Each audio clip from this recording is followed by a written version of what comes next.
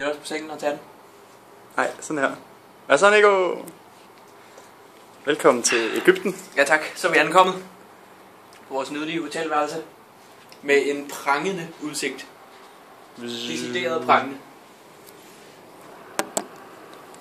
Det er rimelig sindssygt. Og vi har lige været nede og handle. Og vores dejlige vært, hun har købt noget rådne frugter til os. Ja, som en velkomstgestus fik vi nogle Og det synes hun, vi skulle smage. nogle rådne frugter. Og det er jo uhøfligt at takke nej. Så Nikolaj spiser selvfølgelig dem alle sammen. Vi glemte at købe vand, så vi kan ikke skylle noget af det.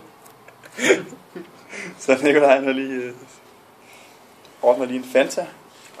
Heldigvis ligger supermarkedet 50 meter herfra cirka. Ja.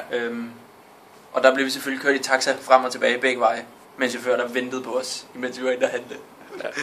Sådan fungerer det altså. Og vi fik ikke lov selv at betale for noget som helst, selvom vi havde købt chips og alt muligt pis og lort. Det vidste hun godt, at det havde vi regnet med, men not today. Altså. Så. Nå, vi laver en opdatering i morgen, når Nikolaj har spist frugterne. I morgen vender vi tilbage med demonstrationer fra gaderne. Ja. Og vi må ikke gå udenfor i morgen. Revolution i morgen. Hej hej.